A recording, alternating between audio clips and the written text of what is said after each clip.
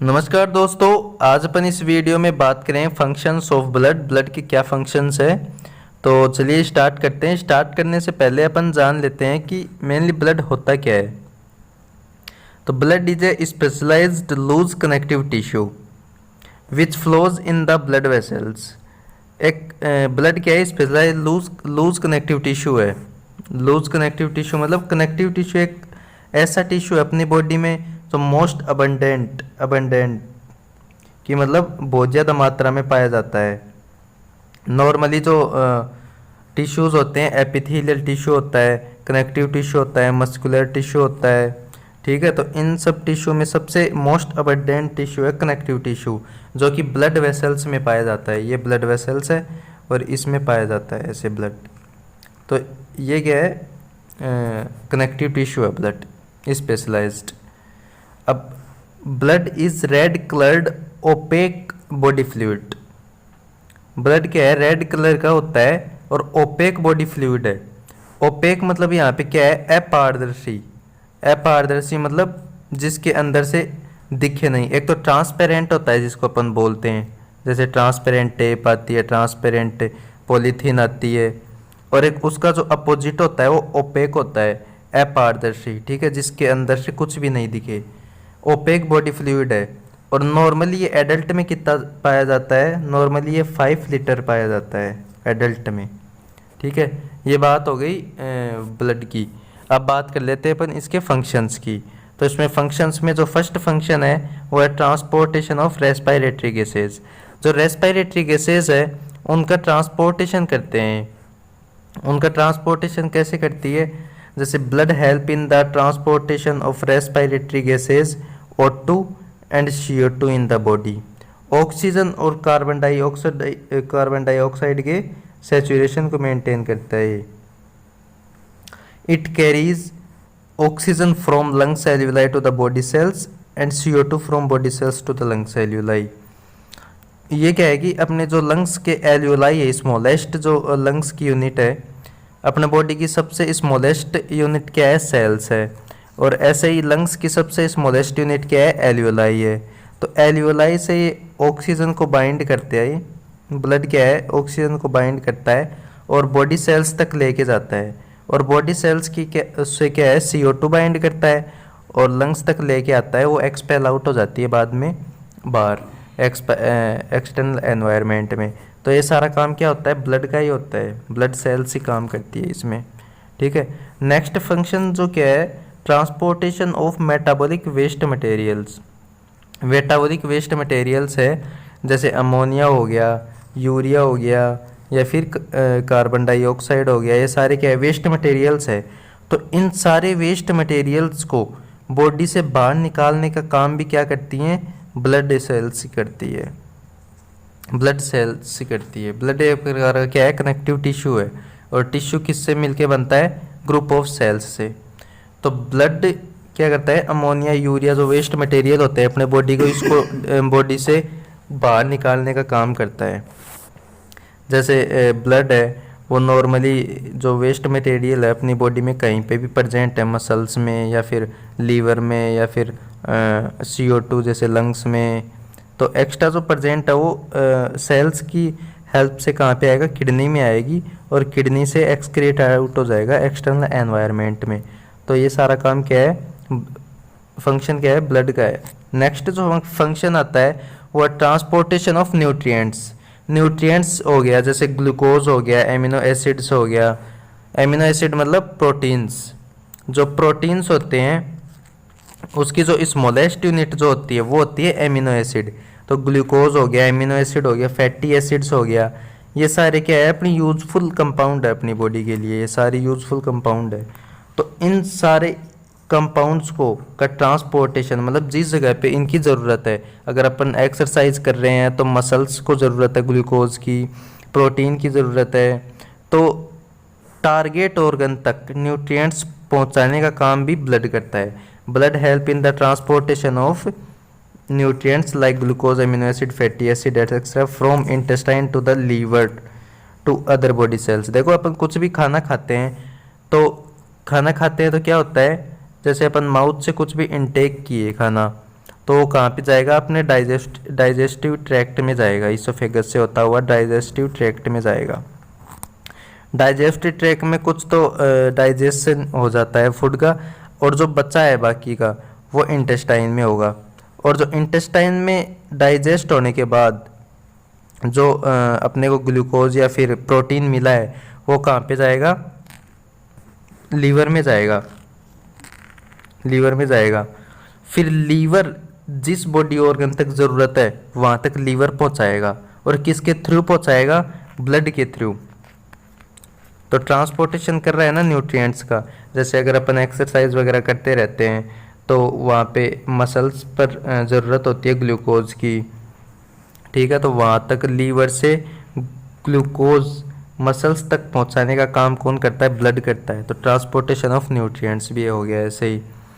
फिर नेक्स्ट जो फंक्शन आता है वो है ट्रांसपोर्टेशन ऑफ हार्मोन्स। जैसे एंडोक्राइन ग्लैंड है और टारगेट ऑर्गन तक पहुंचाने, एंडोक्राइन से ग्लैंड से लेके टारगेट ऑर्गन तक पहुंचाने का काम कौन करता है, ब्लड करता है। जैसे अपने वो है ग्रोथ हार्मोन रिलीजिंग हार्मोन है, growth hormone releasing hormone,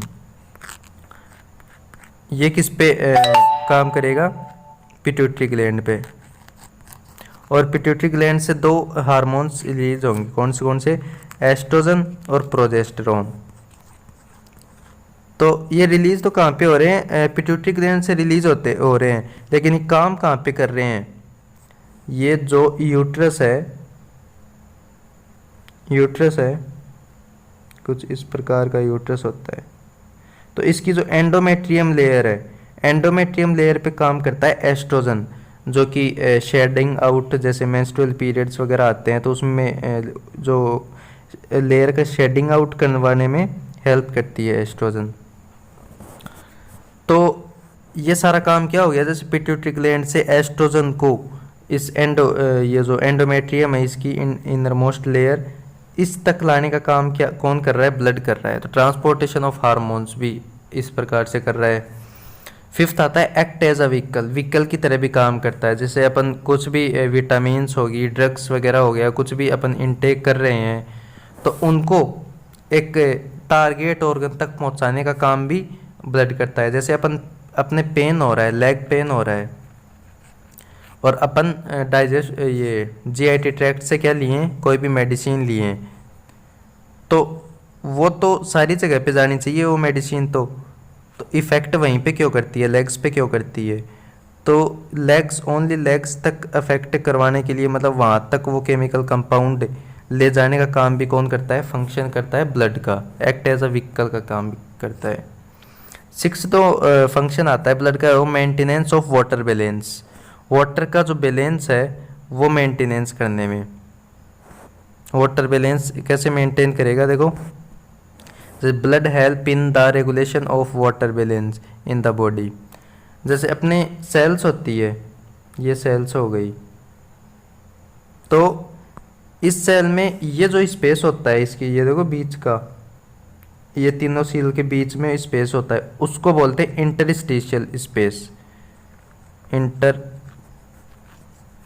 interstitial space बोलते हैं इसको।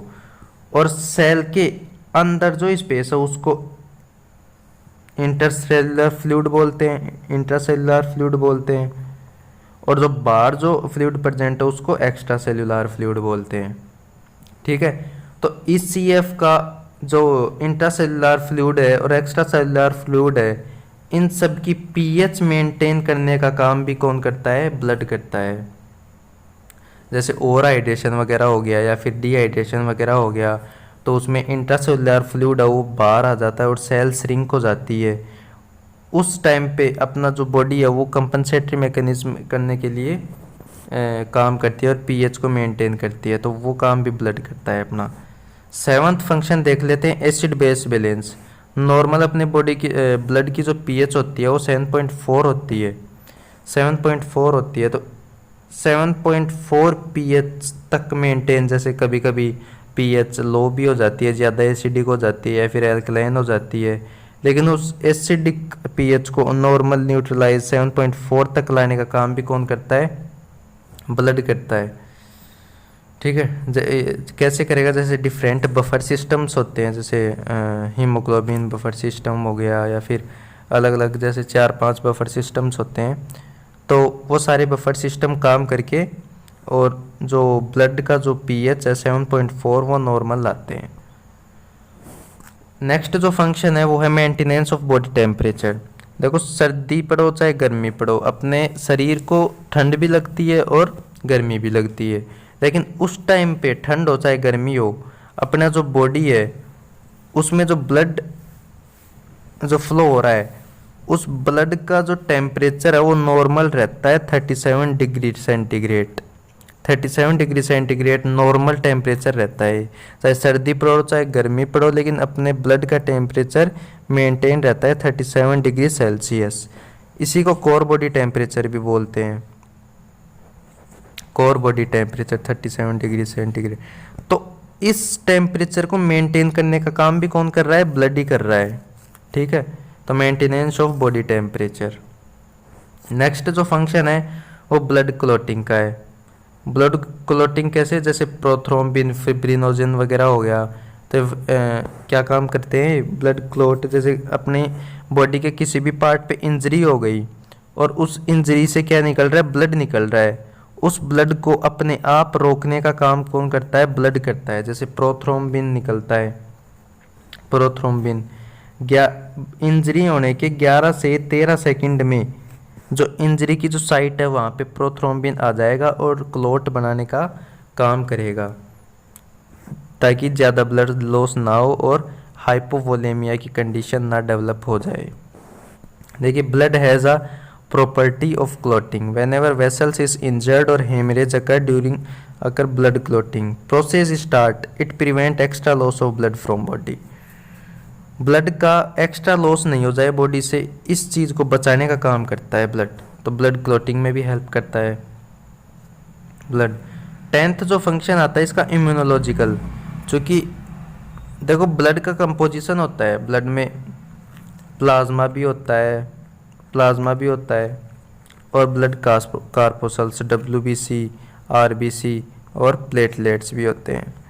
तो ये सारे काम होते हैं। तो WBC क्या काम करता है, जो जितने भी एंटीबॉडी, ये जो एंटीजन्स वगैरह है, एंटीबायोटिक की तरह काम करता है। कोई भी माइक्रो ऑर्गेनिम्स अपनी बॉडी में आ गया तो उसको मारने का काम भी कौन करता है, WBC करेगा। अगर सपोज अपनी बॉडी में इन्फेक्शन फैल गया तो WBC है वो इंक्रीज होगी या डिक्रीज होगी।